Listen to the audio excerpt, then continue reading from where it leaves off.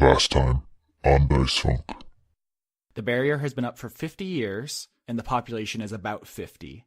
Does the dossier say who hired us? Like who our client? The warden, the person that you bring the bounties to, who is inside the white spire, inside the lighthouse building, which is called the Sacrum. The criminal organization in Ilium are called the Lilies, kind of a girl gang of fiends, which is a generic term for creatures which are native to the planes of reality that are inherently evil. That's who Rolen owes the favor to. They're also the ones who control the inn. Is Leon's character considered undead? So I'm actually going to go with undead, which might be bad. Most notably, I can't heal him then. It looks like the warden's asking us to take care of someone who's engaging in necromancy, it seems, over in the Hawthorne house. So wait, you guys are bounty hunters? If you have the majority vote here, you're welcome to be in our ranks here, Zoe. I really mean it when I say I'm going to prove myself on this mission. Do you want me to add anything to the reward request? Do you have diamonds worth about street market value 50 gold? The inn they've converted to kind of be a base of operations. It's called the Tarsus. So this character's name is Carrie, and she's a succubus. Roland pulls out a small notebook and makes a note in it.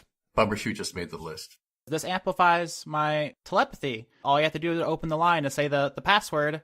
The password's pineapple. Also, if they stole my horse, I could just summon a new one. Ishmael Blood Mountain is a stone giant, and also the one responsible for building the Avant Guard headquarters. And the cat is named Pip, P-I-P, and the dog is named Starbuck. Dora has gaseous form, so I could literally just mist into the house. Zoe can technically, if there's an open window or just a window anywhere, as long as she can literally see inside, can misstep in. Those two can just get in, and then in that case, me and Roland could just walk in the front door. Theodora, you receive a message from your god, Gonador, and it simply says, Corrupt the youth.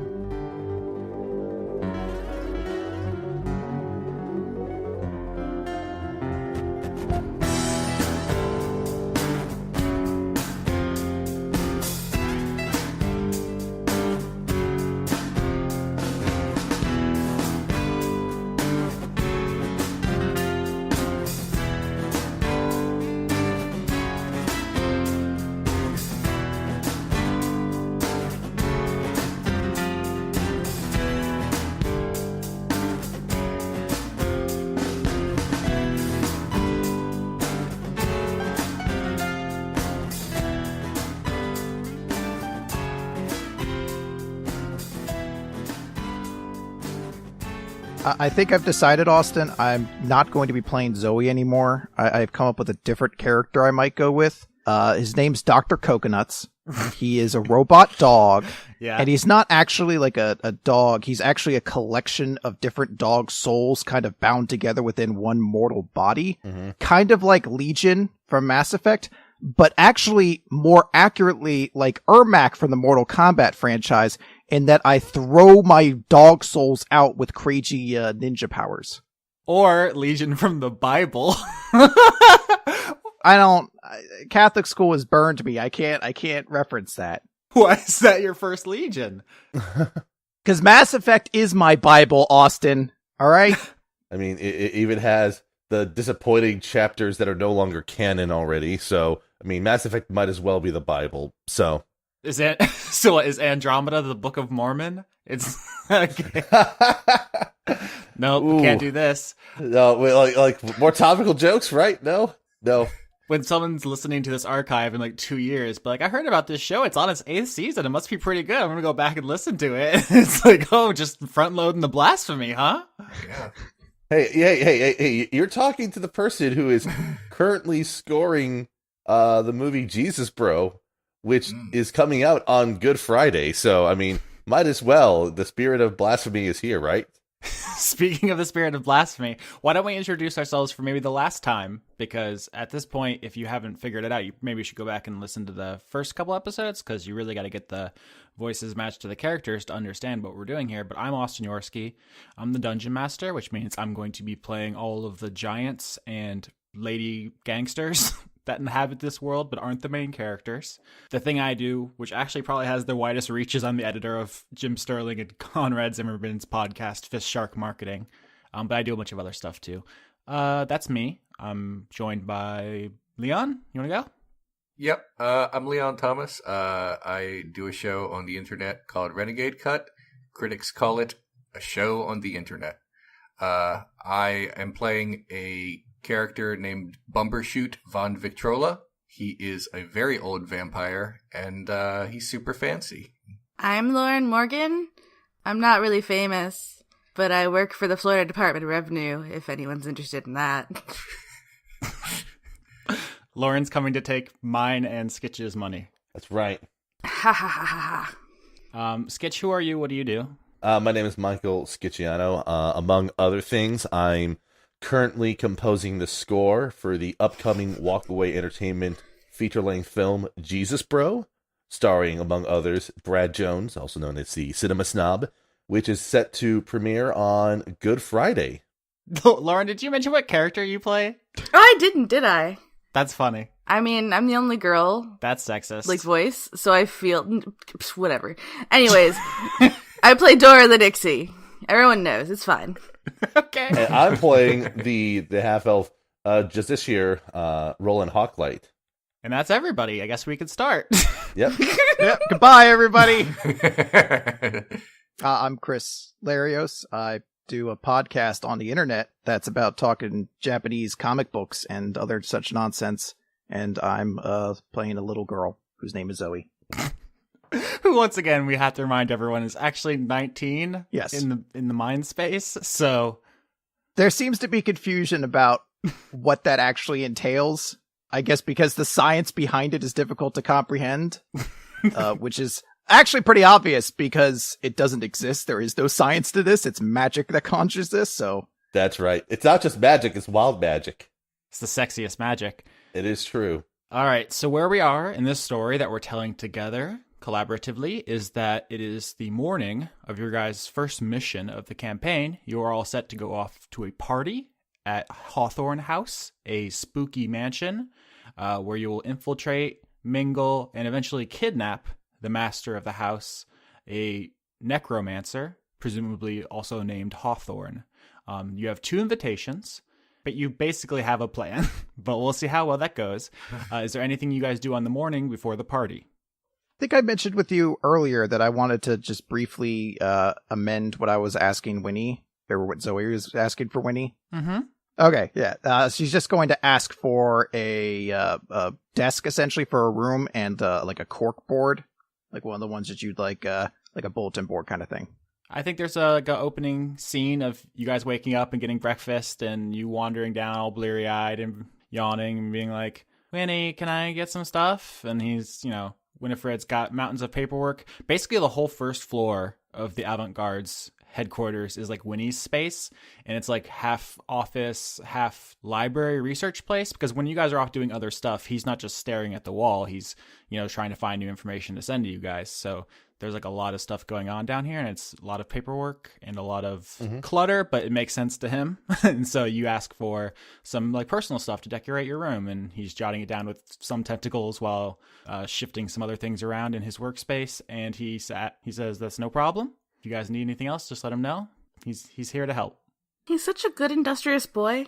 Yeah, Winnie is probably the most competent person in this group already, and he's not even a player character. This is good. I mean, he has 1 hit point and can do 0 damage. Ooh. No, don't kill him. Spoilers! No, it's not spoilers. I'm just saying he has a very specific use. So don't rely on him too much. Oh, geez.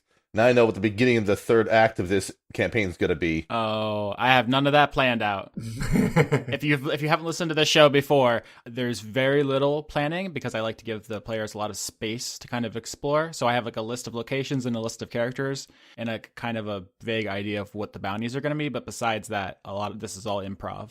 So I've seen the script you wrote for this season. I saw that napkin. It was pretty densely filled out. So okay. Winifred floats over to you, Rolen, during the breakfast montage and says, so Master Bumbershoot didn't tell me what kind of blood he wants. I just, B negative will be fine. I don't know how they taste. I'm scared to ask. He gets really grumpy. I mean, my first question is, where are you sourcing this blood from? I just fill the orders. I don't know. I'll ask him. I don't want to make him mad. I was just wondering if you knew which blood tastes best. I'm not someone who indulges in blood for either pleasure or nourishment. So, I just want to step in here real quick.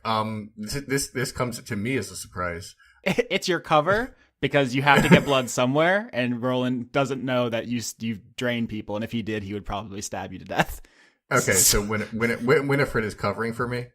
I think you're tricking Winifred into covering for you. I don't think he'd willingly let you go around murdering people. Okay. He's like, where do you get blood, Master Bumbershoot? And you're like, don't worry about it. And he's like, should I get you some? And you're like, whatever. And so he's like, Okay. He's doing that, but it's not actually part of your plan. It's just a thing you've allowed to happen because it's useful. All right. Just so the audience knows, Bumbershoot needs to drink the blood of someone and presumably almost always kill that person for like logistical reasons at least once a week, or he will die immediately. That's been in the recap of every episode so far because it's Leon's favorite plot point. He cannot wait. He is so horny to start murdering. I know, but also like this was like a curveball, and I wanted to reiterate that. Okay, I'm done now. I'm totally done. Okay. Roland's just going to like rub his forehead, push himself away from the table where he's probably doing some form of Ilium Sudoku puzzle thing, Okay. and meanders his way up to Bumbershoot's room because he assumes that Bumbershoot's just in his room. Mm-hmm. And knocks on the door. Bumbershoot, I need to talk to you about something. What? I wasn't ready. Every week. Fred's asking what kind of blood type you want for your order. Oh, well, I would prefer to speak to Winifred personally about that, but I'll do that later. You don't have to worry about this, Roland. Don't worry your pretty little head about it. Fred's pretty apprehensive about doing that. I'm more than happy to relay the information if you just tell me. I mean, there's only like 4 choices, maybe 8 if you include positive and negative. So it can't be that hard of an answer. Okay, well tell Winifred that I'm not too choosy, okay? All right. I'm a universal recipient, so it doesn't matter. I'm not going to think about that implication. Roland just heads back to Winifred and relays that to him. Winifred nods and jots that down. So then breakfast goes off without any more confrontations, I think. No, I mean, Bumbershoot can't even have breakfast, so. Right. He's in his room reading books. Yep, pretty much. All right, so I assume Theodora sews Roland something to wear to the party that can hide his armor. Yes, and there's a fashion show montage. Okay, you guys, yeah. Does he come out from behind the curtains and... Like 10 different outfits, yes. Roland has the exact same facial expression for every reveal. And everybody's sitting in chairs like, nope, shake their head, nope, shake their head, nope, shake their head. And the last one, they're all like, yeah, that's it. How does it look? Oh boy, I'm thinking frilly at the neck with frilly sleeves, like at the wrists. Mm-hmm. It's a Seinfeld puffy shirt. Basically, with like a brocade suit. A brocade suit. But like in really vibrant colors, like okay, like pink and purple. Oh, nice. I love this so much. Like very Prince. Right.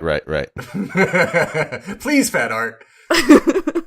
Roland is just going to sigh. His face is basically as neutral as it was at the beginning of the whole thing. It's like, I can't wait to get out of this stuff later on when we're done with this job. Sad dad. Give me it back when you're done. I can reuse the fabric. Deal. All right. All right. Are you guys ready to go? We can fast forward tonight. Is there any information about the layout of the estate that he can use to kind of strategize entry points for Dora and Zoey? Yep. The dossier contains basic reconnaissance information. It's a 2-story building.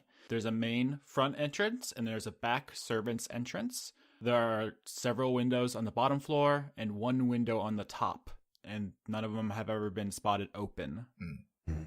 And there's a fence that goes around the outside, and there's some distance between the fence and the house. So, and we'll get to this soon, if Bumbershoot and Roland are going to use passes to just walk in and Theodora is going to turn into mist and just float in.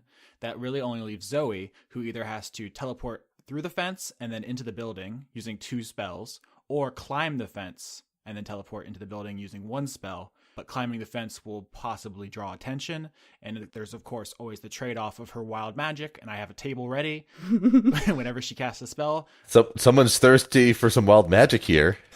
Whenever she casts a spell, there's a chance something will happen. The chances whether it's beneficial or detrimental, or maybe it's just funny. It's going to get wild. The only thing Bumbershoot wants to ask Winifred is whether this is a dinner party or a cocktail party. That's an amazing question. Winifred doesn't know because the invitations did not specify. Okay, so I don't know if I'm sitting down or walking around. Got it. All right, we'll figure it out when we get there. You certainly will. I'm trying to think of a way to aid Zoey in particular by preemptively planning out something that might give her some advantage on the way in. Why, you don't trust my -3 athletics check to get over this fence? This is like a Tom Clancy game for him right now, where he's just sort of like, okay, Bumbershoot and I are Bravo team. We're going to make our entrance right here. Dora, you are Charlie team. Your entry from here via mist without too much trouble. I do what I want. Let's see. The only other thing is, do you guys have any items you want to take with you that you want to state now to Chekhov's gun them rather than make them seem come from nowhere? I mean, I'm assuming that that Bumbershoot is taking like his general like equipment, and it's really just his rapier cane, the invitation. He can fit his 2 daggers somewhere, on his body. The rest is just like basic thief stuff and his suit. So there's nothing like, he's not carrying his like favorite anvil. He has small little objects that fit into his clothes. I just want to make sure we just establish everything that might be important later, so it doesn't feel unfair if you whip it out later. Then I whip out my sword of flames. No. I have actual weapons. I have 2 like big needles and then 1 giant needle. I'm gonna leave the giant needle at home, but I'm gonna bring those 2 little daggers that look like needles, just in case. So you carry sewing needles as weapons. They just have the stats of daggers for D&D purposes. Basically, because they're large. Roland will take probably the least threatening weapon that he has in his arsenal. Whips, just because they're not like huge freaking swords or spears and stuff. That and his holy symbols all he's going to have with him. All right, what is your holy symbol? I know the symbols of Torm, Tyr, and Ilmater. There's 2 things he has as possible holy symbols. One is his shield, and the other is an amulet that he wears. So if he needs to, if he casts a spell that uses the holy symbol, he'll just grasp it with 1 hand. That's free. If there's just somatic components, he still needs a free hand to cast a spell. But, just depends on the type of spell he's casting. I think Zoe's just going to be bringing along probably her slingshot. Probably not like as obviously tucked into a back pocket as the Bart Simpson kind of visual implies, since we're at a fancy party. But I'd probably bring that along, and I think just her arcane focus, which is tucked into her pocket. All right. Do you want to keep that a secret for now, or? Yeah, well, it's something that she doesn't have out openly. But I haven't had to cast any spells yet thus far, so it kind of hasn't had to come up. Okie dokie. Let's start this mission then, huh? Oh, geez. So as the orb at the top of the sacrum rotates to night for Hawthorne House and its surrounding environment, the 4 of you approach at a tactical distance the spooky 2-story mansion with a black iron gate wrapped all around it, and the gates at the front are open, and in front are 2 guards who are apparently there to check invitations. Yep. And these guards are skeletons. Oh, so spooky. They are very spooky, and they're standing at attention. They have bone spears, and they're waiting for invitation people to approach. And that's where you guys are. Before we get close enough for them to probably hear us, Roland's going to whisper to Bumbershoot, if this guy's a necromancer, he does a terrible job hiding it. Dora's gonna go ahead and cast gaseous form before they're inside of the guards. So your Gonador brooch lights up, and you turn into gas? Yep. I'm just a little cloud. You basically just evaporate? Yeah, me and everything I'm carrying turn into like a little misty cloud. And so you just float on, just like through the skeletons? in behind them and into the yard in front of the mansion, and then I guess you just slip through the crack and into the house. Yes, but I flipped through both skeletons just to be a dick. You won, and then you circle back to get the other one. Yeah. Okay. One person in. What does the fence look like? Is it like a wrought iron kind of fence, or like they're slots between the bars or anything like that? Yeah, it's a bunch of black bars, and they have kind of like sharp points at the top, like a gothic iron fence. It's not super tall, but it looks like it's going to be noisy and creaky to climb. My question is, do I believe, as a young child, or very spry and good at getting into things, could I slip through the bars? That would be a dexterity check. All right, I'm not god awful at that. Yeah, this will be interesting. If you crit botch it, you have your head stuck in it like in a sitcom. No, it's a Winnie the Pooh. Oh, that too. I somehow get my head stuck in it and through a honey pot on the other side too. Yeah, it's gonna be very bad. All right, here we go. Oh, that's only you. All right, I thought I had a bigger bonus than this. Oh! All right, that's not great. Oops. All right, that's a 5. So that's not a high number. If you know your D20 numbers, 5 is at the lower end of things, unfortunately. Yep, on a scale of 1 to 20, 5 is in the lowest quadrant possible. So here's what happens. The four of you approach, and then at a safe distance, Dora goes gaseous, goes on ahead, and then the other teams split off. We have Team Zoey, who goes to sneak through the fence, and then Team Dad, who are going to talk to the skeleton guards. Zoey, you try to duck between the bars of the fence. You think you get through. You actually go through, and you're like, oh, I did it. And then you get yanked back because your shirt got caught on a Pointy thing. Yeah, like a barb, a metal, just from age. And you get yanked back and you just wang your head right into the metal bars. You just get yanked back like a comedy squash and stretch. And the whole fence goes wang. And you hear people is not accurate. You hear skeleton guards running. Oh, are the two skeleton guards in front of us, or are they just other skeleton guards? Nope, let's cut to Team Dad. Bumbershoot and Rolen. There's two skeletons standing in front of you with spears made out of bone. They hold hands out expectantly for your invitations. Bumbershoot hands his invitation to one of them, but does not speak to the help. Fair. The skeleton takes your invitation. Rolen, do you do the same? Absolutely, yes. The skeletons start looking them over, and as they are doing that, another guest walks up behind you. And is waiting behind you to do the same thing. This person is dressed very fancy. Mm-hmm. Purple party attire with a top hat. I'm putting an icon in the Roll20. Okay. Yes! Yes! Oh my. It's Tuxedo Mask! I don't know if it's actually Tuxedo Mask. I mean, it looks similar. I think that's actually Darren. I don't think that's Tuxedo Mask. They're two different people. Probably Darren, That's... So I think that's just Darren. He's just wearing a fancy mask. Yeah, so this figure, and the reason I picked Tuxedo Mask is because they're wearing a mask. The way they're dressed says wizard to you guys. You guys see 10 wizards a week. Wizards are constantly showing up in Ilium because they think there's some big magic secret here. They think that if they discover the secret of Ilium, they'll attain unlimited power, and inevitably they're killed right away, and you guys are sent by the warden to hunt down the murderer.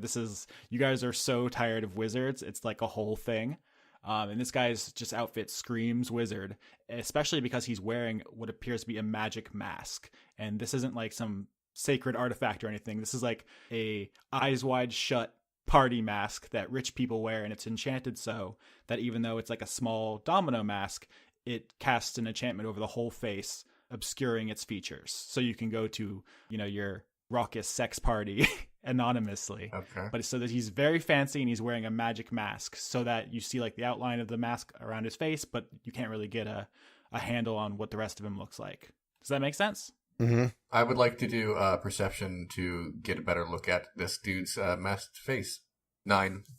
Yeah, that's not great. I mean, it's the mask is doing what it was designed to do, Yeah. which is obscure his features so that he's not scandalized. Okay.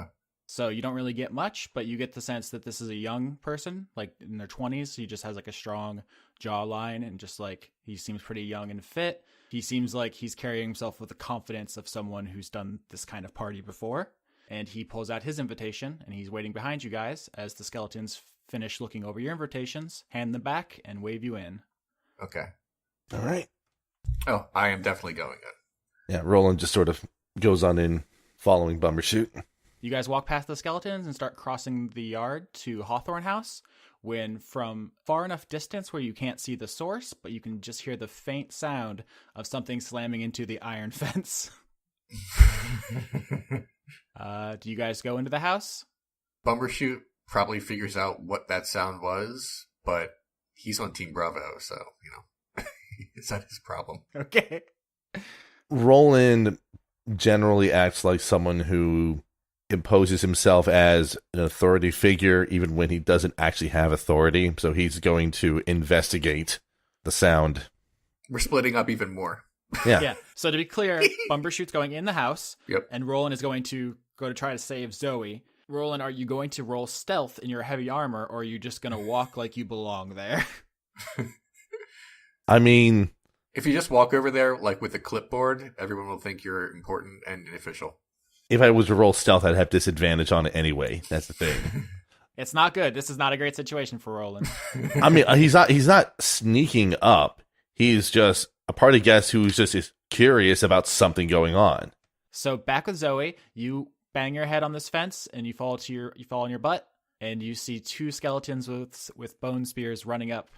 How far away do I think I am from the skeletons? Depends on what you want to do. We're writing this together. Whatever's most interesting for you. I suppose I probably should instigate things and go with my gut instinct to just teleport in and say fuck it, because I feel like that would just mess things up more. And also, Misty Step only is a verbal component, so you don't even need free hands to do it. Yeah, but it's not like they can't see where I'm going. It's not like I'm teleported to the sewer system. I'm just in the lawn then. Haha. I'm gonna actually just I'm gonna let them come up, and I'm going to hope that maybe I can take advantage of my background feature. That they'll just be like, kids will be kids. So two skeletons run up and they point their spears at you. They get up close to you, looking down at you. They don't have visible eyes, obviously. They don't have any muscle tissue or any tendons or anything.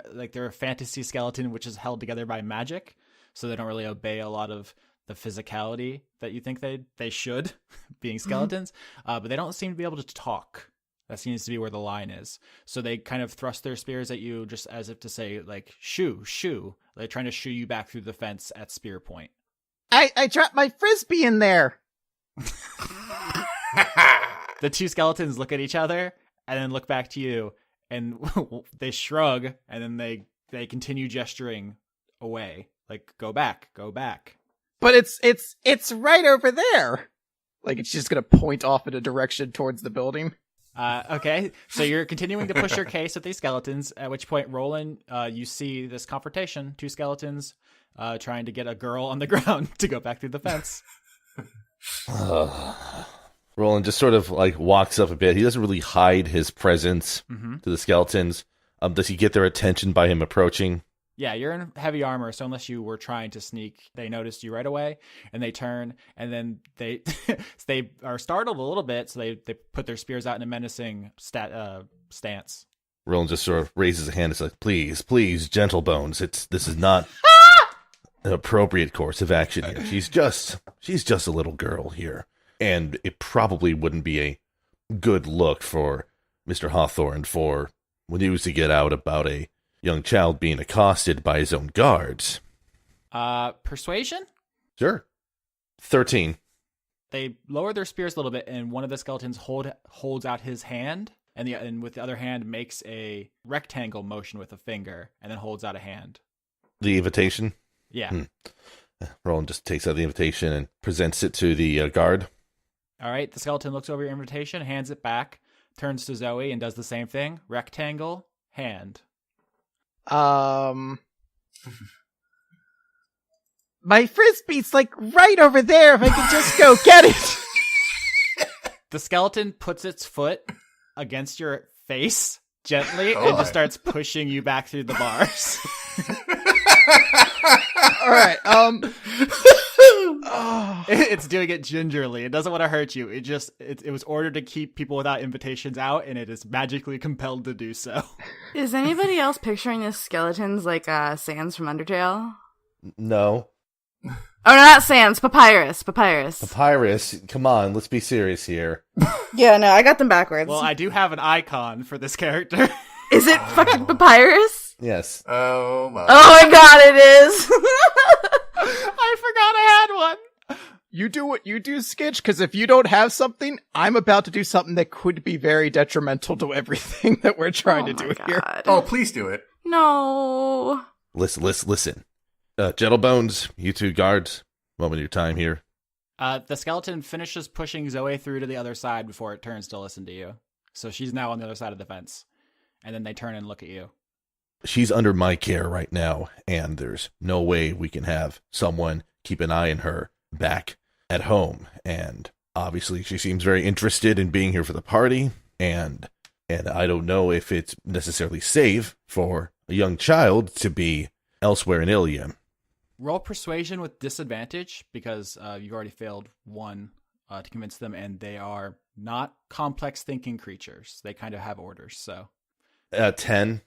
Yeah, so they don't react aggressively or negatively or anything, but one of them kind of takes you by the arm with like a loop, like a gentleman like leading a lady, and tries to take you back towards the house.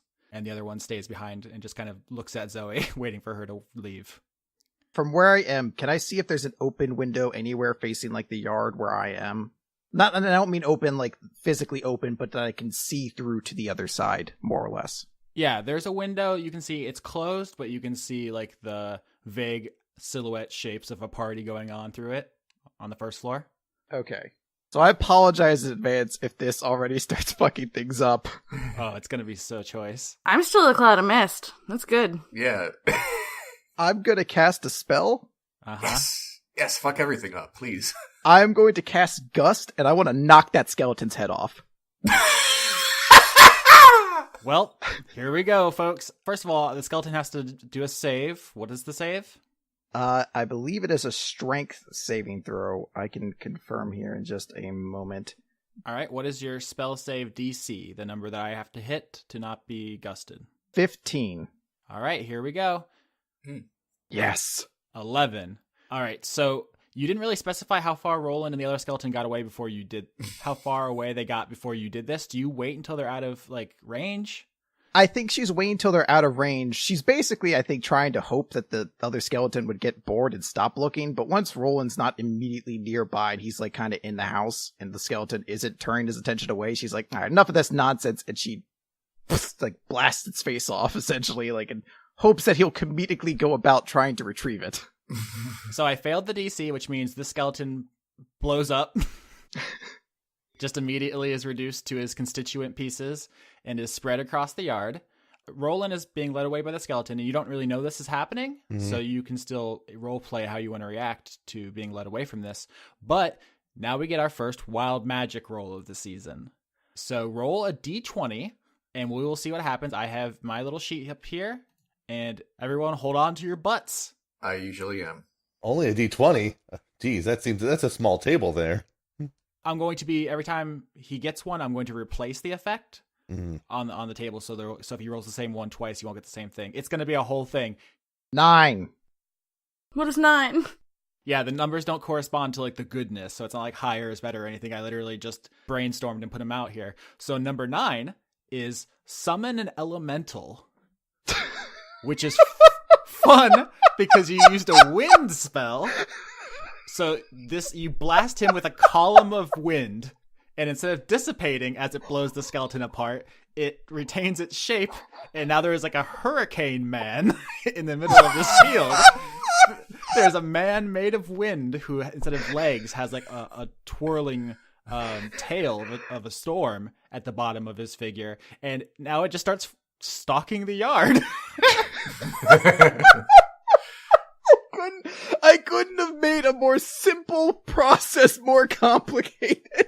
What is the Hurricane Man's alignment? I mean, are we going to have to fight this Hurricane Man, or is he just like, he's new and he doesn't know what's up? Here's what I'm going to do. Okay. I'm going to roll a d20. On evens, All right. he's going to be relatively benign. On odds, he's going to be aggressive. Okay. Here we go. Oops. Oh no! He's Nick. 19 is odd. So as soon as this elemental is given life, it becomes infused with wild magic and starts tear-assing around the yard, looking for more skeletons to explode. Zoe, your line to the house is clear. I will make my way over to the house. Yeah, you follow behind. Are you following behind Roland as he's being escorted, and then you're gonna like hide behind a bush? I assume that it's like I'm just going right from where I am, like across the yard, and then to the window, and then I'm like trying to look in to see where I can safely teleport to. Okay, so you look through the window, you see silhouettes of figures having a party, and there's a place where you can teleport to, and you'll be like behind like a vase on a pedestal or something, so you won't be seen. But once again, if you do Misty Step, we're gonna roll on this table again. I mean, in for a penny. Yeah, I'm gonna cast Misty Step. Now, we can reflavor things, right? Sure. Misty Step, the intention is that you go to a space, an unoccupied space 30 feet away, and like there's a silvery mist. Instead of the silvery mist, I want my character to like hold her fingers up to her like forehead, and then she basically Goku instant transmissions into the room with like speed line sound effect essentially following it. Okay. So it's just like shoo, shoo. So you Dragon Ball into the party. Roll me another d20 for this wild magic table. 9 is off the table. I'll need to replace it for the next session. 4. 4. I don't like that. Oh, this is good. A teleporting monster. Oh, this is good. The 4 is fall asleep. So you teleport behind a pedestal on which there is a priceless vase. You appear, your eyes shut, you pitch forward and hit the pedestal. The vase goes flying and shatters on the ground in the middle of the party as you slump to the ground unconscious. Okay, I'm in the party at this point, because this has happened over the past few minutes. Yeah, we're gonna have to Pulp Fiction this back. Yeah, it's okay. Okay, so Dora, you missed. I'm still cracking up. That could have not have been any better. I swear to God, this is exactly what you rolled. Holy shit. Okay, so Dora, you float through the front door in your Misty form, and you see, I don't know what kind of party you were expecting, if it was like a red solo cup affair or like a fancy dinner party. It's been kind of a mystery. What it is kind of an intimate get-together, almost like a jazz club atmosphere, like people standing around and just kind of like looking cool while there's a live musical act. Oh. There's a skeleton in a spotlight in front of a piano, just kind of like tinkering away on it. And everyone's just kind of standing around. Yeah, and it's tickling the ivory, which is a little weird because it's a skeleton. But you notice, first of all, that it's pretty much all skeletons. Like 98% of the people in here are skeletons. I don't know if you were expecting that. Do you take a substantial form, or are you just going to recon this for a bit? I'm probably gonna recon it for a bit to see if more non-skeletons show up, because I feel like it'd be really obvious in this crowd of skeletons. Yeah, so you're floating around, and it's pretty much all skeletons standing around, and they're all like dressed really nice, which is weird. The guards outside are just kind of like low-level Western RPG skeletons, but in here they're like in tuxes, and there's like a skeleton waiter walking around with like a silver dish on it, and he has like glasses, but they're all empty because they don't have digestive systems, and all the skeletons are taking the glasses and like holding them up to their... Just to look cool? Yeah, they're just like, they're going through the motions of a cool party, but they're not really... the way they're experiencing it is uncanny to you. But you're going to float around, and you are going to see some people. In the meantime, Bumbershoot, you just walked into the party. Yo. And you see the same thing. It's just like a cool jazz skeleton party. Do you do anything in particular? Well, you get a lot of looks when you come in. They're like, oh, the fleshling is here. Okay, well, Bumbershoot wants to like ingratiate himself into the crowd and sort of blend in, and he says, "Where are my skeletons at?" Of course, that's how. Yeah. Holy crap. Okay. He also looks for someone who is not a skeleton. He wants to find out like someone who is in charge to gather information on where Hawthorne. We're assuming his name is Hawthorne. Might be. So, Bumbershoot, the first person you pick out that is not a skeleton is the wizard man in the top hat and the mask from outside. And there's also someone else who Dora saw first. You guys can choose who you want to interact with, but the person Dora you see kind of chilling in the back, and that's the reason I give them to you first, is because they're not mingling. They're kind of scope and biz. Okay. You know this person very well. This is Claudia. She tells people it's Claudia, but no one says that because pretentious. Claudia Rock, R-O-C, like the mythological bird. Although it's not mythological, it exists in this world. And she is your guys' primary rivalry in the bounty hunting business. Is it a friendly rivalry? Like, are we frenemies? Or is it like, do we like actively dislike each other? That is up to you. I would like to believe that Bumbershoot actively dislikes Rock. All right, yeah. So the Rocks are actually a company and a couple, Claudia and Robin Rock. You do not see Robin in this room, but Claudia is a dark-skinned 20-something human woman, and she has a messenger bag is the most notable thing on her person. She's not dressed fancy, but she is just inherently stylish. Like, she's basically always styly. So like Kristen Stewart. If you want to picture her as right. Kristen Stewart. Actually, now that this character has been introduced, I'll put her icon in the Roll20. Or like Zoe Kravitz. They're both like just really cool inherently. Oh my god, it's Connie! Okay. And so you see Claudia Rock in the back with her messenger bag, kind of looking over the party, just seeing all the skeletons and not seeing who presumably she is also here for, Hawthorne the Necromancer. I was thinking about talking to her, but I'm not gonna, because then she'll know we're doing the same thing, and fuck her. Okay, so we've decided the Avant Guard are vicious rivals with the Rocks. I'd like to think that I'm on friendly terms with them, but I also like winning. Oh, that's nice. Well, it's true. You can't be nice with everybody. You guys are already friends with Ishmael, Blood Mountain, and the Lilies. So you got to have somebody that you're not BFFs with. Like, I don't hate him, but I like winning. Okay. All right. That's what you guys see. Do you do anything before Rolen is let in? I would like to talk to like Wizard Hatman. All right. Wizard Hatman is Hatman. Okay. This wizard man is going from waiter to waiter trying to find a glass that actually has something in it, and he is failing because there's no food or drink here that is edible. But do I see any, or is this just like a personal problem for this guy? No, there doesn't appear to be any. Okay, all right. We can fake bond over that. Bumbershoot walks over to him and sort of like taps him on the shoulder, like very gently. It's just a tap tap. Yeah. Easy on the velvet. Oh, my most sincere apologies. Isn't this party terrible? There's nothing to eat or drink. I mean, not that would matter to me. Oh, by the way, my name is Viscount Bumbershoot von Victrola. And then Bumbershoot extends his hand. He takes your hand and says, "My name is Garrick the Great. You may have heard of me and my wizardly deeds." Has Bumbershoot heard of this person, or is there just no way? No. I just wanted to make sure. Yeah, it's Garrick, G-A-R-I-C. And the way he's talking about himself is the kind of person who feels like they need to tell people about themselves. Okay. Bumbershoot shakes his hand. And then says, "You wouldn't happen to know where our host is. I'd like to give my compliments to him."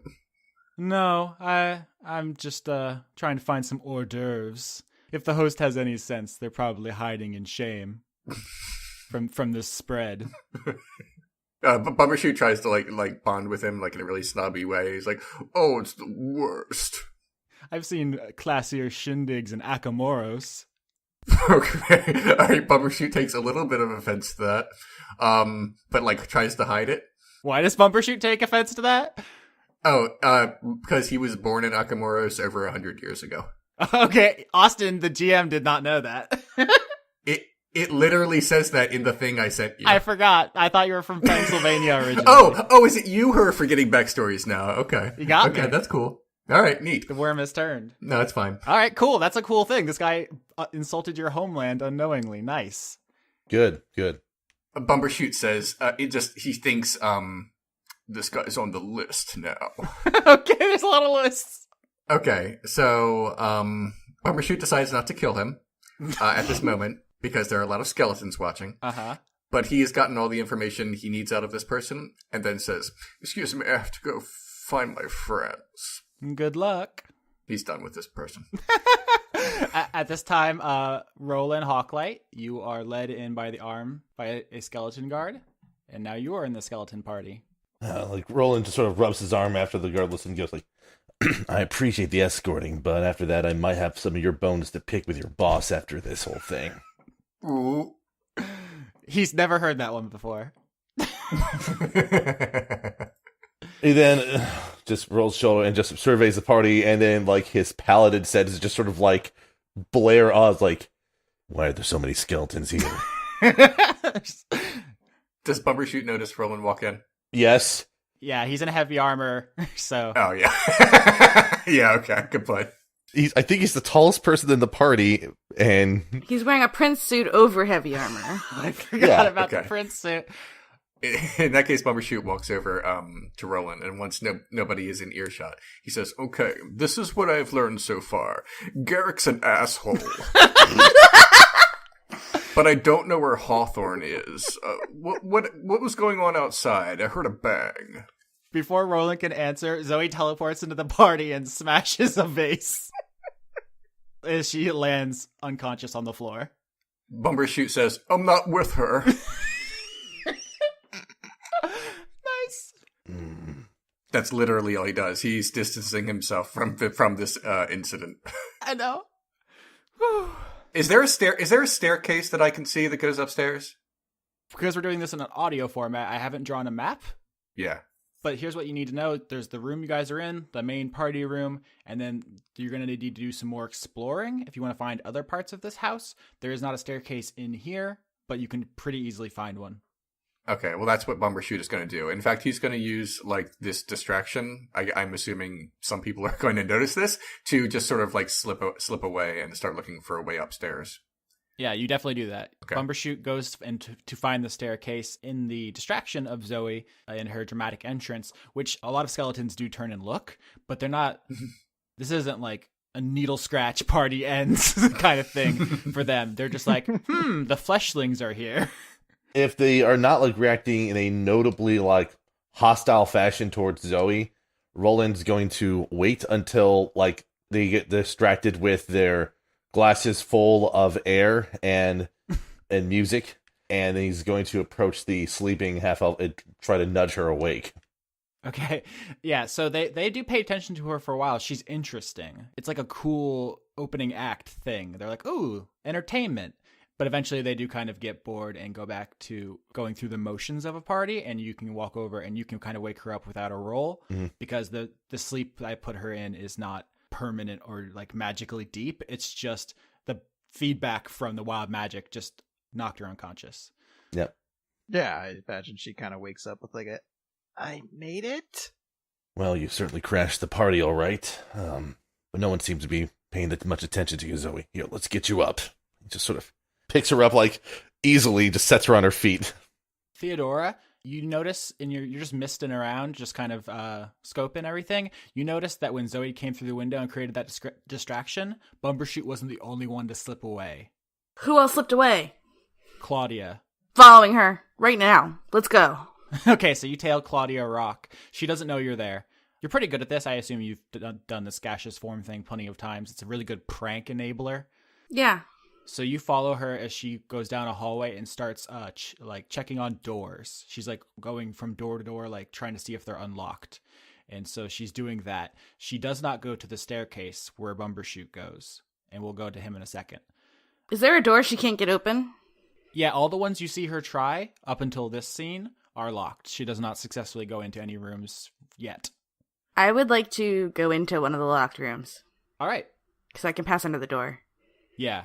Theodora, you float under the most significant looking door and you find yourself in what appears to be a master bedroom. And there's a very large, like king size bed in here. And there are a lot of personal effects. It looks like somebody lives or lived here. It's actually a lot of dust on things. So it doesn't actually look like anybody's been in here recently. But there are personal effects. There are clothes. You see a all kinds of stuff. Maybe we can do some rolls to figure out things more specifically. But this is a master bedroom you find yourself in. Would it be investigation to see if there's anything that looks like it significant or out of place or weird? Absolutely investigation. The problem is you're going to need to become physical if you're going to want to move anything. No, I just want to peep on it. Okay, so that you're only going to get a surface level in your gaseous form. Yeah, because I don't know if there's anybody like hiding in a closet or something, like or behind like a dresser. I don't know. That's what I do at a party. I just hide in the dresser the whole time. They're spooky. I rolled a 16. Tell me the stuff. Yeah, it's pretty good. So you float into the closet to check if anybody's there, and there isn't. But what you do notice, what jumps out to you with your pretty good score, is that there are men and women's clothing in here. Okay. That's the significant thing you find with an investigation of 16 while in a gaseous form. But are they like super different looking sizes? Yeah. So like they're not the same person's clothing? Correct. Okay.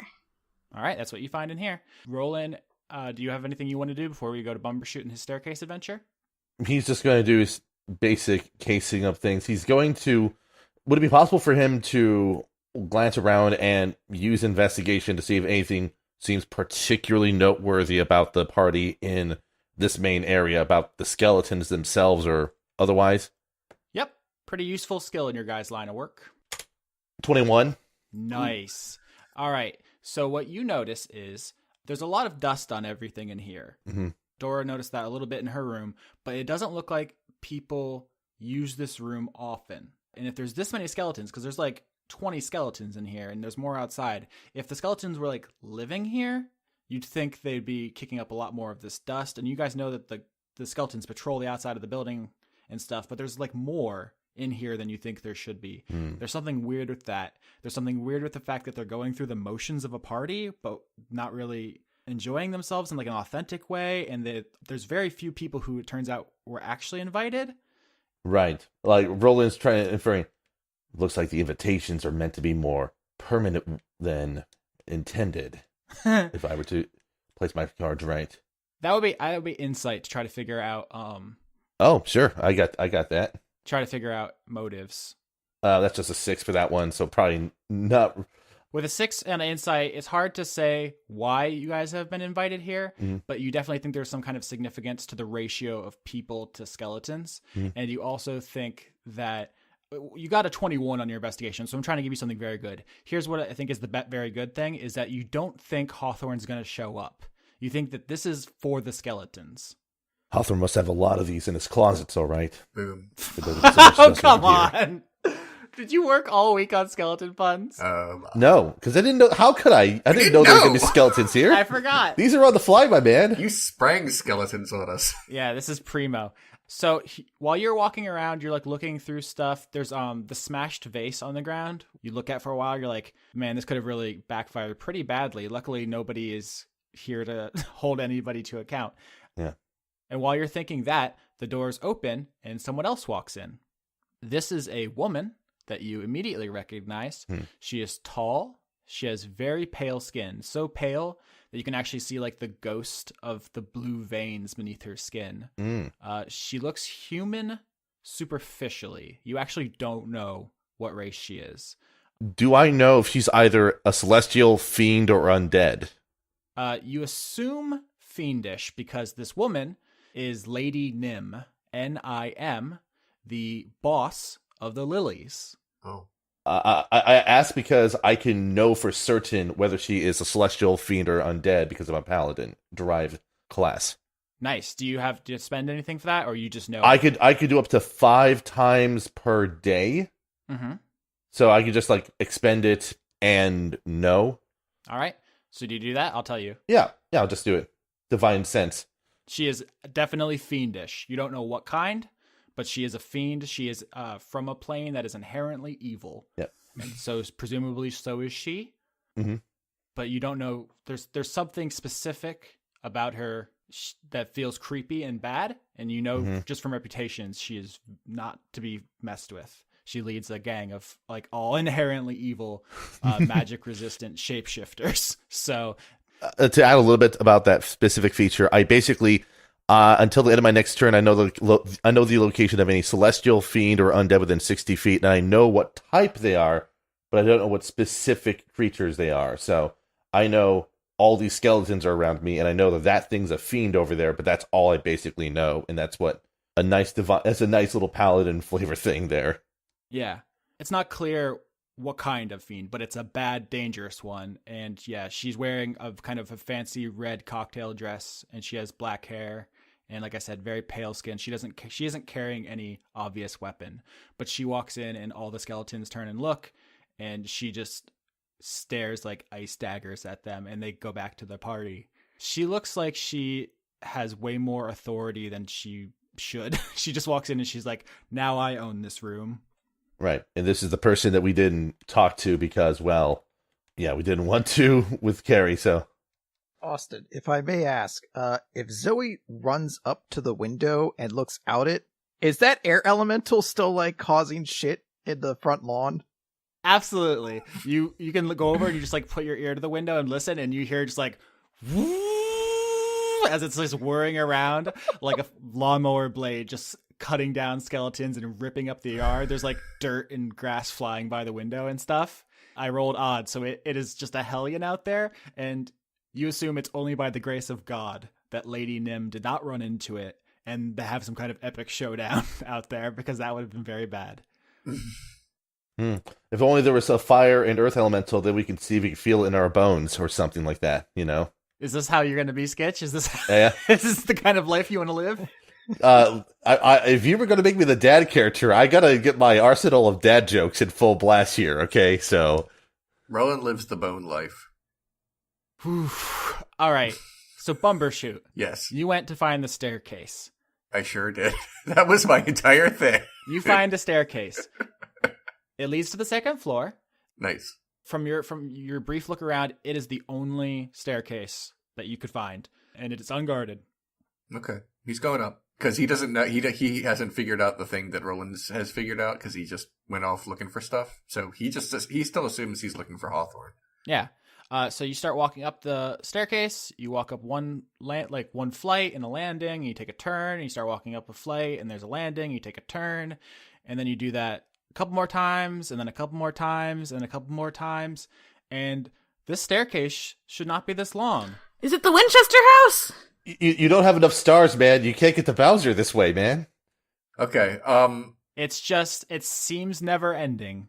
I'm gonna assume Bumbershoot eventually figures out what's going on, and then he's kind of freaked out by it because he doesn't want this. He didn't ask for this, and he goes back downstairs. All right. As you get to the staircase, coming the other way down the hallway is Claudia Rock of the Rocks, the bounty hunter, and you see her before she sees you. If you want to take any evasive action. Bumbershoot steps out of the way and says, "It's right upstairs," and then just passes her completely. She says, "I already tried that one, Bumble." Do I want to fight her or not? No. Bumbershoot typically avoids conflict unless he's feeding. No, he's going downstairs. He's had enough of this.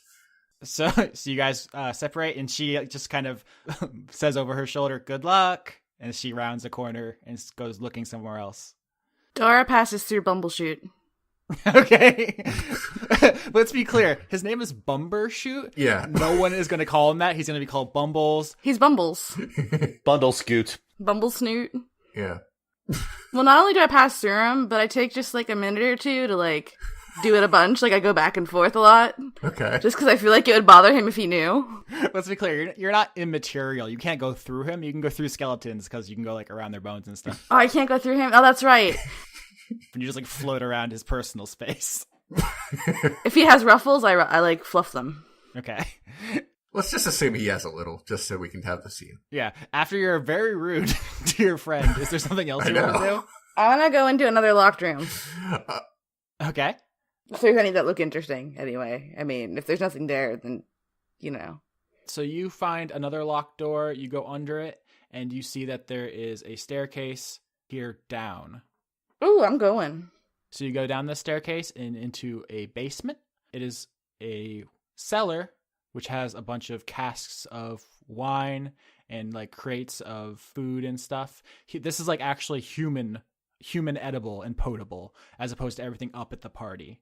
There's not like any like secret torture dungeons in this basement. This appears to be the basement of like a normal person who is like well off enough to afford like a supply of stuff. Okay, is there like rooms within this basement? Like, is it like a whole separate thing? Nope. This appears to be just a storage basement for wheels of cheese and...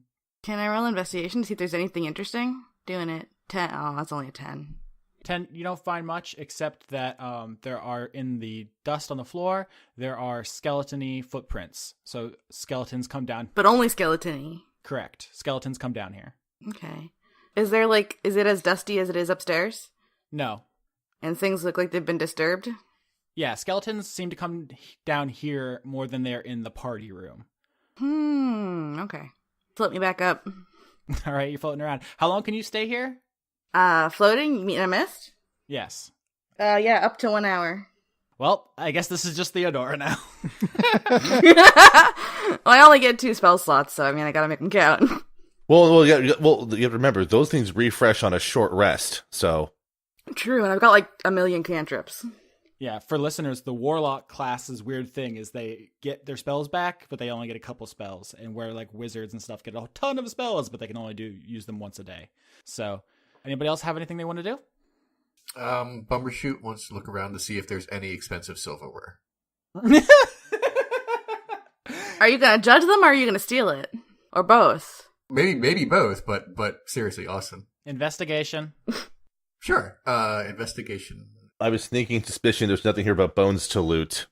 13. Yeah, you find some silver. In the outside world, it would be worth stealing. You don't know if it's worth anything in Ilium. Yeah, I mean that's the thing. We don't have there's no coins, so I need things. Also, I feel like he just wants them for like his own Yeah. personal use, because if they're fancy enough. Okay, yeah, I want to steal some silverware. All right, add it to your equipment. You pocket as much silverware as you can without affecting your stealth, I guess. Unless you want to. I'm going to say I get a salad fork, a dinner fork, a soup spoon, a dinner knife, a butter knife, a carving knife, a lobster pick, an oyster fork, and a salad knife. Did you have that list prepared before we started? Yup. That's just his grocery list for tomorrow, so... Oh, and I also want a toasting fork. So I'm going to get all these forks. All right. You're totally forking loaded down. Thank you. All right. Anybody else? I'd like to think that Zoe eventually gets up and dusts off her knees and then kind of walks over to Rolen and does that thing tugging on the side of his fancy prince robes coat? to be yeah, his prince coat. She's like, I might have something I need to tell you. What is it, Zoe? So, I may have caused something outside. Is it bad? It's not good. That's not answering my question. Is it bad? You You can just say what it is, Zoe. why don't you just look outside the window? Fine. It can't be that bad. I want to check out that magical staircase. All right. I mean, when you float over in your misty form, the same thing happens to you that happened to Bumbershoot. Is there I want to bump into the walls to see if they're real walls, or if I can pass through them, because they're fake illusion walls. Nope. It appears to be this is a physical staircase. Okay. It's just something magical is going on that makes it infinite. Okay, so I can't phase through it. And plays a musical loop every time you go up. I'm trying to think. Is there any indications of there being a downstairs in this place relative to the first floor?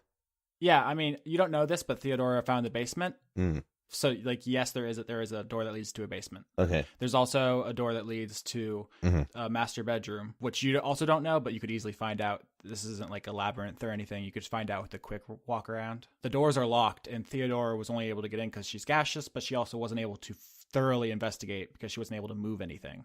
I actually want to go back to that dusty room. Which one's that? The master, the real dusty one. All right, so you're going to float back to the master bedroom? Okay, and I want to see, is it locked from the inside so that if I didn't become material, I could let myself out? You're saying if you turned back into flesh, could you unlock it from the inside? Yes. So I want to fuck around in there with more stuff. You're going to have to use a little bit more descriptive language than that. Okay. Oh, yeah, I was about to explain. I was just letting you know. Okay, I'm going to degas. your gaseous form comes back together, and you are now Theodora the Nixie again. And I want to go look in the closet again and see if there's anything in any of the pockets of the stuff. Anything interesting. All right, why don't you just roll investigation to Sherlock this room? Okay, works for me. 21. Suck on that. Ooh. Whoa. So you rifle through all the pockets, you start going through the drawers, you get under the bed, and you actually find a lot more this time now that you're moving stuff. First thing you find that's important, under a pile of clothes, there are boxes in the closet. And in these boxes, there are like keepsakes and things like that. So there are portraits of two people. There are portraits of like a man and a woman at various times in their lives. You see them as like a younger couple. You see them as like middle-aged, you see them as old, and they're always like happy and smiling. There seem to be the kind of thing that rich people sit for like anniversaries. You find in there a bunch of knickknacks that you really don't know the value or meaning of, just like little things that people collect throughout their lives. They don't seem to be like magic or particularly valuable beyond the sentimental. You find in the dresser some jewelry, and one piece of which really stands out to you because it's a wedding ring, and that one has like a big gem on it that looks particularly valuable or important. It doesn't just look like jewelry for fashion. It looks meaningful in some other way. I'm going to pocket it. All right. You pocket. You want to add that to your equipment. You have wedding ring. And then under the bed, once again, there's a bunch of stuff down here you couldn't really look through because you couldn't move it, but because they're like binders and folders and stuff, it's paperwork. But now that you have fingers, you can look through it, and it's notes, like scientific notes. That you don't really know what all of it means, but it's like something calcium, something boiling point, something alchemy. Can I pocket those too? Yeah, you can take notes, scientific notes, add that to your inventory if you want. But those are the three things you find of value in this room, of value and note, are portraits of two people. They're human, dark-skinned humans, man and a woman. You find a wedding ring, which you took, and scientific notes, which you took. I'm also going to take just one of the portraits with both of them in it, but like the smallest one. All right. So you have portraits, wedding ring, and scientific notes. Yeah, I'm taking it all, just in case. You never know. All right, you have them. Thanks. You're welcome. I have a couple things I want to do. First of all, I want to retroactively say I also took a caviar spoon, a dessert spoon, a grapefruit spoon, and a pie fork. Anyway, I also want to go over to Nim. Lady Nim. That's how everyone addresses her, as if Lady was her first name. You don't actually know if she is titled in any way like you are, Mr. Viscount. Bumbershoot has heard of her before or seen her before? Yes, absolutely. Okay. She is the godfather. In that case, Bumbershoot wants to go over to her. But they have. Let me rephrase this. Have they met formally, or do they just know of each other? I think she probably has heard of you through reputation because you're one of the two bounty hunting people in the town, and she is a crimer. Okay. She does crimes. Okay. So she probably has you on her radar. Yeah. Okay. But they've never met formally. Correct. You guys have not met. Right. Okay. In that case, Bumbershoot is going to go over to her and introduce himself in the same way that he did Hat Man, the wizard. Sorry. I'm sorry. You know I got to hear that voice again. I have to every time. Okay. Yep. Every time. Yeah, I know. That's fine.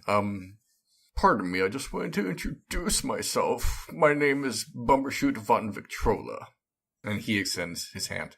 Yeah, I'll take. Do you have any of the corn dogs, or I guess if you have any like ladyfinger sandwiches, that's fine. I think you may have mistaken me for one of the skeletons. I'm Viscount Bumbershoot von Victrola. Should I care? Bumbershoot, I want to size her up. I want to roll perception to see. Insight, if you want to learn. Perception is using your senses, like if you want to listen to her or see how she tastes. That makes sense. It's the same negative modifier anyway, but yeah. 15. 15. You think she does know who you are, and she is deliberately snubbing you. Okay. It's a power play. It's a power move. She's doing a Trump handshake on you right now. Oh God, so mean. With my insight, can I also tell whether or not she's really powerful or is she just awful? She could probably wave her hand, and you would cease to exist. I'm sort of like debating what I should do right now. I mean, you can start us off with her. I'm not just going to kill your character outright. It's just for flavor. No, I understand, but again, I'm trying to play Bumbershoot as the kind of person who fights indirectly. Okay, I'm gonna say Bumbershoot. It has basically, like I said, he's not passive, but he doesn't like to start fights. But after being insulted twice by the only other befleshed party guests, which I guess means 100% of the people have been shitty to him. To be clear, Garrick wasn't mean to you. He just said something that he didn't know was going to offend you. He seemed like perfectly nice. It still counts to him, to Bumbershoot. Also, he doesn't know this, but Dora was purposefully bumping into him to be a dick, so... Yeah. That's true. Everyone has shat on Bumbershoot tonight. I'm gonna say that is enough to, I wouldn't say anger him, but, like, he sort of, like, screws up his courage and sort of, like, shoulder bumps her as he walks past, and to look for Roland. So you deliberately bump into her as you pass? Oh, yes. All right. She kind of chuckles under her breath, and as you're walking away, you hear a snap behind you, like fingers snapping. And suddenly, Bumbershoot von Victrola, the fanciest vampire of Pennsylvania, is falling. Where? What do you mean? You're falling up. I don't like that. Yeah. 1 minute you're walking away having slighted someone who was being very rude. And the second, you are falling and then you slam into the ceiling. Meanwhile... Oh, what a feeling when you're falling to the ceiling. Meanwhile, Theodora is gathering evidence in the master bedroom to complete the mission, and Rolen Hawklight and Zoey Legrand are going to the window where Zoey teleported in. And Zoey, I think you have something to confess and show? Some show and tell, maybe? So, I maybe tried to cast something when I was outside, and you understand that with wild magic, things are unintentional, right? Like, I'm not trying to cause weird things to happen. We had this discussion before, Zoey. You know this. Okay. So with that in mind, I feel as though you can't be angry with me when you see what may have been created when I tried to cast a spell out there. Trying to preempt it is only going to make it worse. Just come out with it, alright? What is it? So there may be a rampaging air elemental attacking all the skeletons that are guarding this house? And possibly more people? I didn't really stay around to check. And now that there are no more skeletons for the air elemental to rip apart, it is looking for new victims. And as you guys peer out the window, it peers back at you, changes course, and starts coming towards the house. This raging man-shaped tornado, and it is going to go directly through the window and into the party. The only question is, do you guys get out of the way, try to stop it, run? Roland is going to push Zoey aside. Grab the whip that he has in his hand, wheel it out, and invoke his channel divinity to make the weapon magical, so he can actually hurt the elemental if needed. And he's just going to mutter under his breath, it's like, time to whip this party into shape, I guess.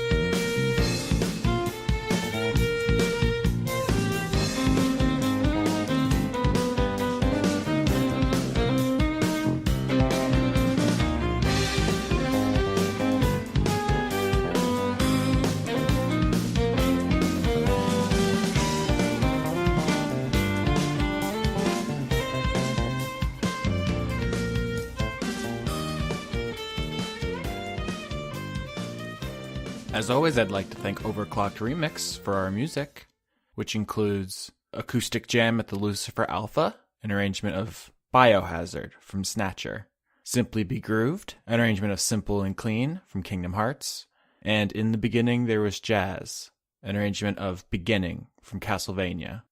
Executive producers for the month of April 2017 are Kirstine Haslinger, Extellaris, Joseph Tombrello, Andrew Grothin, Jade, The Cult of Gorfanax, Irving Royale, Paul Mullen, Finch DeYoung, Arjun de Koning, Luke Powers, Michael Goodell, Brent, Ripter Stormwolf, Miko Kurjo Kangas, Dennis Bengston, Josh Mosier, Endigo Van Dane, James Bevan, Allison Ansell, Sydney Marsing, Just a Jester, John Potts, Kevin Dobbins, Savard Akrisimova, Carl, Brady Warner, Kitty Foe, James Neely, Eugene T., Marissa Donaldson, Melanie Joe, Lana Seawolf, Toby Gleason Stack, Ruby Offer, Matthew Weber, Sarah Hanley, Melissa Booker, Cameron Abbas, Dylan, Gary Sayon, Anna Stuhlfarer, Sean the host of Funk Dunk, Giorgio Renna, Harrison Andrew, Kevin Seidlow, Christopher Charlo, Jorit, Viger Arnston, Cody Jackson, August Rue, Athos, and Ingmar Gremmen. If you want to be added to this list, you can support the show at patreon.com/Austin Yorski, and you can support Leon at patreon.com/RenegadeCut, and you can also find Chris at patreon.com/Weekly Manga Recap. You can also help out by finding us on iTunes, Google Play, Podbean, YouTube, or wherever else you found the show, and liking, rating, or leaving a comment. Every little bit helps, and word of mouth is the only way anyone ever finds out about us. What would an ad for this show even sound like? Yes, come listen to a video game critic pretend to be a lesbian elf. Actually, there's probably a market for that.